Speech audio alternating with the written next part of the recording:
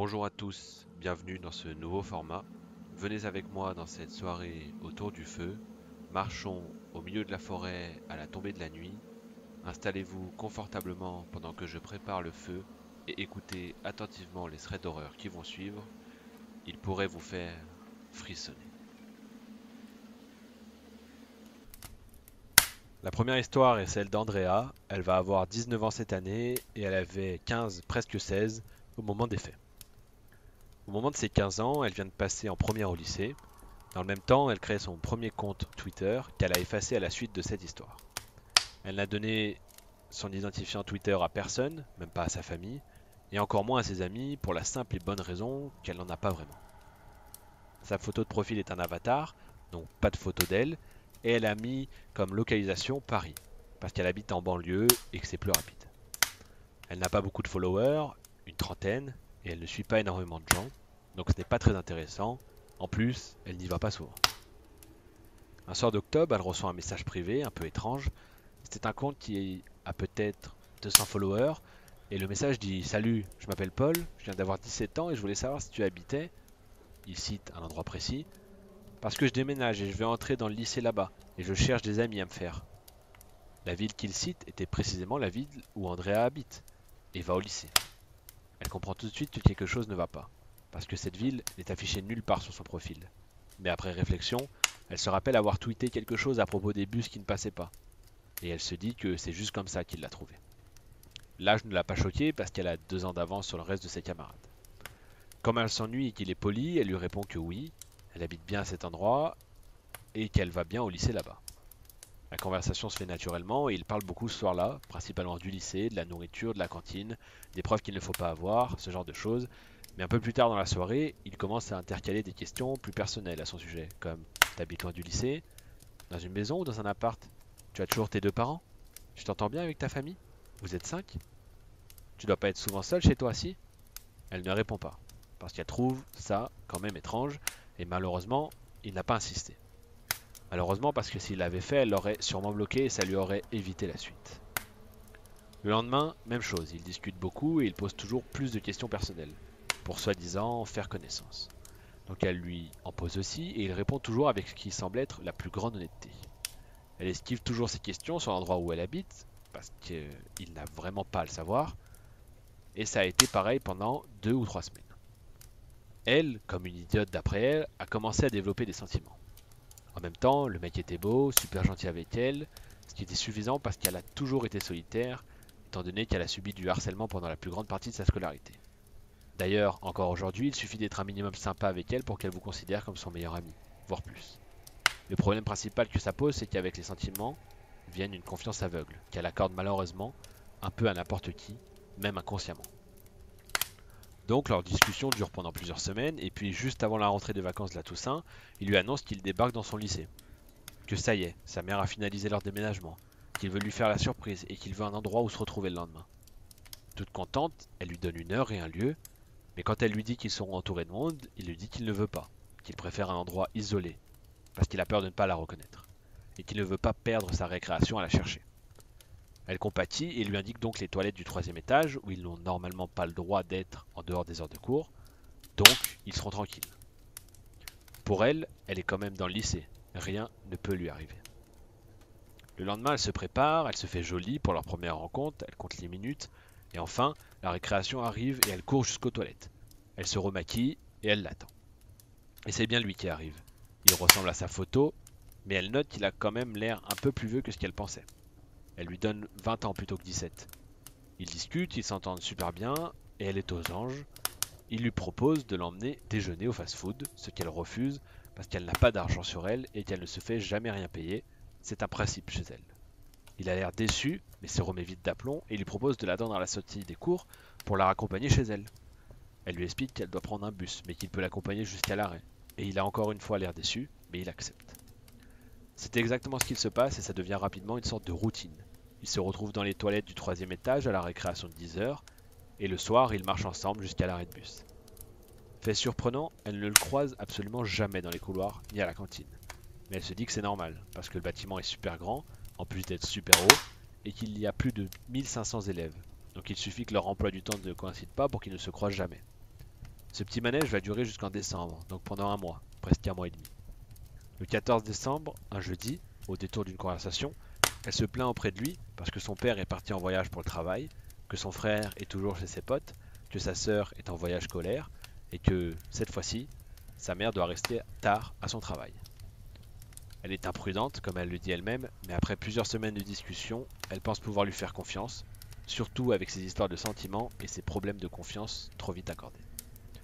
Le soir, il la raccompagne jusqu'à l'arrêt de bus, elle monte dedans, elle lui fait un signe de la main, met ses écouteurs et s'assied. Elle est à 2 arrêts de chez elle. Il est 17h45, il fait donc déjà nuit, vu que c'est l'hiver, et en descendant du bus, elle a immédiatement un feeling étrange. Elle a une sensation désagréable dans l'estomac, et elle se sent observée. Elle a un réflexe qui est de couper la musique, mais de garder ses écouteurs pour faire genre qu'elle n'entend rien de ce qui se passe autour. Et c'est probablement ce qui va lui sauver la vie. Elle habite dans un quartier pavillonnaire, coupé de la grande route par une barre d'immeubles, donc c'est toujours très silencieux, même quand il y a du passage à côté. Elle quitte l'avenue pour s'engouffrer dans son quartier, et son sentiment d'être épiée s'intensifie. Quand elle entend des bruits de pas derrière elle, elle sait qu'elle a raison, que quelqu'un la suit. Mais heureusement, elle entend qu'il n'accélère pas le pas, qu'il a calé ses pas sur les siens, donc il n'essaye pas de la rattraper. Il maintient une distance entre eux, pour l'instant, et elle n'a aucune idée de combien de temps ça va durer. Elle glisse sa main dans sa poche pour attraper ses clés, elle les sort en faisant le moins de bruit possible, et d'un coup, elle tape le sprint de sa vie jusqu'à chez elle, en espérant que l'effet de surprise aura été suffisant pour lui donner assez de temps pour ouvrir sa porte et surtout la refermer. Et le coup de bluff marche. Elle ne sait pas comment elle l'a fait, mais elle l'a fait. Elle désactive l'alarme de chez elle qui confirme malheureusement qu'elle est seule. Elle s'adosse à la porte et elle respire. Sa porte d'entrée est vitrée, c'est-à-dire que si elle se met debout, elle peut voir ce qui se passe dehors. Mais aussi, si quelqu'un dehors veut voir ce qui se passe dedans, il peut. Elle a un instant d'hésitation et quand elle se redresse, elle regarde par la fenêtre et elle voit Paul, sur la route, à quelques mètres d'elle, qui la regarde fixement, un air super malsain sur le visage. Il l'a suivie jusque chez elle, probablement en voiture, et il n'a clairement pas de bonnes intentions. Elle ne peut pas tenter le coup de bluff de dire qu'elle n'est pas seule, parce qu'il sait que c'est faux. Et elle se demande toujours pourquoi elle n'a pas tout simplement appelé la police. La peur la paralyse au sens littéral, elle ne peut plus bouger. Il se regarde dans le blanc des yeux, pendant une bonne minute, jusqu'à ce qu'elle reprenne le contrôle de son corps, et après s'être assurée d'avoir bien fermé la porte à clé, elle court dans la cuisine pour attraper un couteau. Le temps qu'elle retourne à la porte d'entrée, il y est aussi, et il tape dedans. D'abord des coups de poing pour casser la vitre, mais quand il la voit arriver avec son couteau, il se met à donner des grands coups de pied pour faire sauter la serrure. Ce moment-là, où elle pousse contre la porte en priant pour qu'elle tienne, alors que lui, de son côté, tape de plus en plus fort, c'est le plus long de sa vie. Ça dure 5 minutes, mais elle a l'impression d'y passer des heures. Quand il comprend finalement que la porte ne va pas lâcher, il s'arrête, et il commence à faire le tour de sa maison en toquant à chaque volet qu'il trouve. Il essaie de les ouvrir pour accéder aux vitres, mais encore une fois, aucun d'eux ne cède. Il revient à la porte, l'air passablement énervé, et elle se dit que c'est parti pour un deuxième round. Mais la voiture de son voisin se gare sur le trottoir à ce moment-là, et Paul s'enfuit, sûrement parce qu'il pense que c'est la mère d'Andrea qui rentre. Elle attend dans le noir pendant 2 heures que sa mère rentre, son couteau dans une main et son téléphone dans l'autre. Elle va rapidement vérifier que tout est verrouillé, ce qui est heureusement le cas, et elle s'assoit dos à la porte, en silence, jusqu'à reconnaître le son de la voiture de sa mère qui se gare. Elle monte dans sa chambre avant qu'elle n'entre et elle ne lui dit rien, parce que pour elle, cette histoire est derrière elle. Mais elle se trompe. Ce qui va suivre n'a rien d'aussi violent que ce qu'elle a vécu ce soir-là, mais c'est important qu'elle en parle. Sur Twitter, Paul l'a harcelé de messages insultants et de menaces jusqu'à ce qu'elle le bloque et qu'elle le supprime. Son compte a alors été supprimé et très vite, des comptes qui viennent d'être créés se mettent à la suivre. Ils ont tous un arrobase composé d'une suite de chiffres et de la première lettre de son prénom. Et dès qu'elle en bloque un autre s'abonne à elle et lui envoie des messages du même genre. Elle doit bloquer une 50aine de comptes au total. Et c'est là qu'elle commet une erreur. Elle finit par supprimer définitivement son compte Twitter parce qu'elle n'en peut plus. Et elle ne pense pas à le réactiver à temps. Plus tard, au lycée, elle se renseigne auprès des gens qui sont supposés être dans sa classe, mais aucun d'entre eux n'en a entendu parler. Personne ne connaît Paul. Ce mec n'est pas du tout dans son lycée, c'est pour ça qu'elle ne le croise jamais, en dehors de leur rendez-vous quotidien. Et sa première impression est sûrement la bonne. Il n'a probablement pas 17 ans, mais au moins la vingtaine. Elle n'a plus jamais entendu parler de Paul après ce jour. Elle n'a pas porté plainte, d'abord parce qu'elle est mineure et qu'elle ne veut pas en parler à ses parents, vu qu'elle a très honte de s'être fait avoir comme ça, mais aussi parce qu'elle n'a aucune preuve. Comme elle l'a dit, elle a supprimé son compte Twitter. Elle l'a supprimé lui aussi, elle a supprimé leurs échanges, et elle n'a aucune photo de lui, ni de ce qu'ils ont pu se dire. Elle est d'ailleurs sûre à 99% que le nom qu'il lui a donné est faux. D'ailleurs, elle n'a même pas son nom de famille. Elle n'a qu'une vague description et son témoignage. Ça ne suffit pas pour porter plainte, aussi frustrant cela peut-il être. Elle s'est souvent demandé ce qu'il lui voulait, et la réponse qui lui semble plus crédible, c'est le trafic d'êtres humains. Parce que tous ses comportements ressemblent à un schéma qui mène à un kidnapping. Cibler une fille en ligne qui n'a pas beaucoup de présence, faire copain-copain, entrer par effraction dans son lycée pour se rapprocher d'elle, attendre qu'elle soit vulnérable pour la suivre et lui faire du mal. Pour elle, ce n'est clairement pas juste une histoire de sexe. Soyez prudent quand vous vous faites aborder sur internet. Pas besoin de devenir parano, Andrea a ensuite rencontré des gens très bien sur Twitter, mais restez prudent. Un peu plus de vigilance lui aurait sûrement évité tout ça. Comme elle le dit elle-même, elle a eu beaucoup de chance, parce qu'elle a fait l'aveugle sur beaucoup de signes de danger, et pourtant elle va bien. Elle n'a pas de troubles post-traumatiques, elle n'a pas été blessée ou kidnappée, mais ce n'est pas le cas de tout le monde. Et si vous êtes parent, parlez avec vos enfants. Ça va sûrement les énerver, mais il est important de vous tenir au courant des relations de vos gosses, surtout les relations en ligne. D'après Andrea, si elle avait eu un peu plus confiance en ses parents, elle aurait pu leur en parler, avant ou après que ce soit arrivé. Vous savez ce qu'il vous reste à faire en quittant cette soirée autour du feu.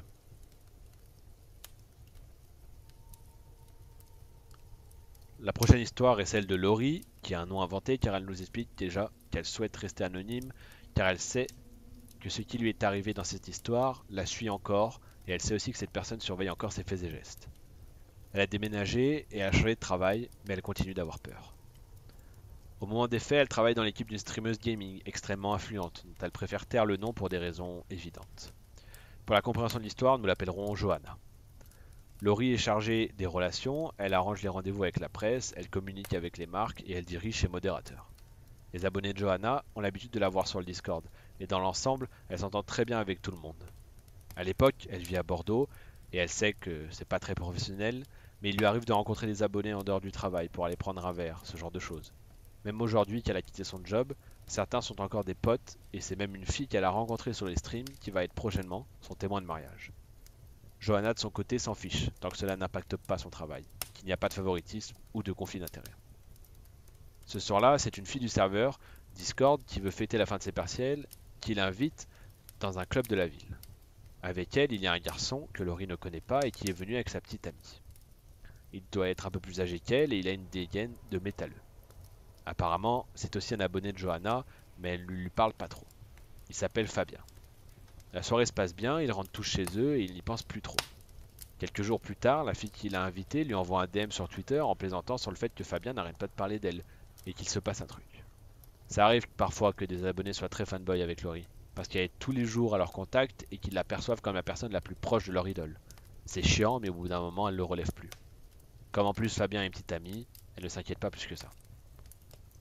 Ce soir-là, alors qu'elle se douche, elle a plusieurs notifications en attente. C'est Fabien. Il n'est pas bien. Il s'est séparé de sa copine. Il commence à lui faire de grandes déclarations d'amour. Elle essaie de le calmer. Ça va durer jusqu'à 6 heures du matin.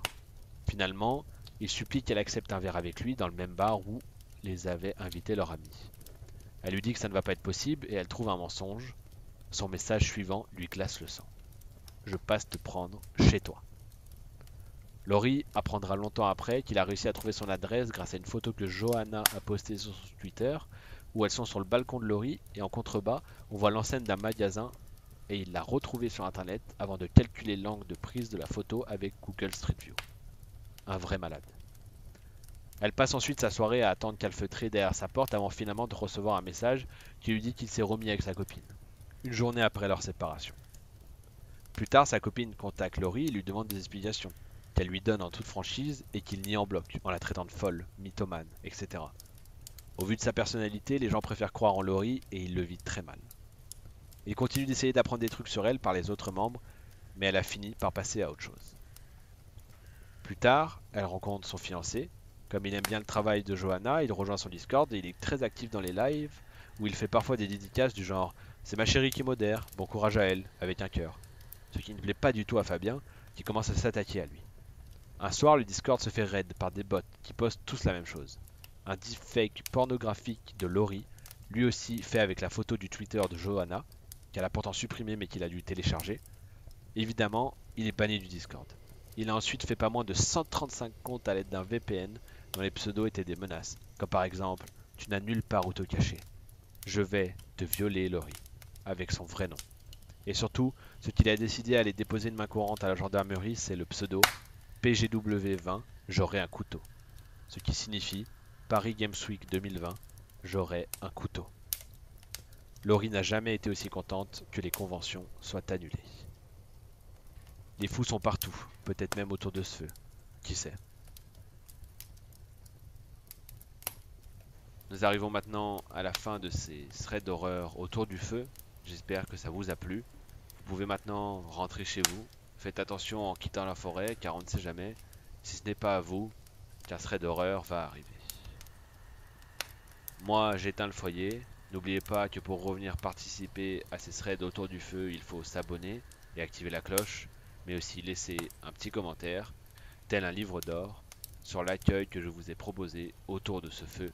Et bien sûr, n'hésitez pas à parler de ces rencontres autour de vous. Plus on est nombreux, plus on frissonne. Bonne nuit.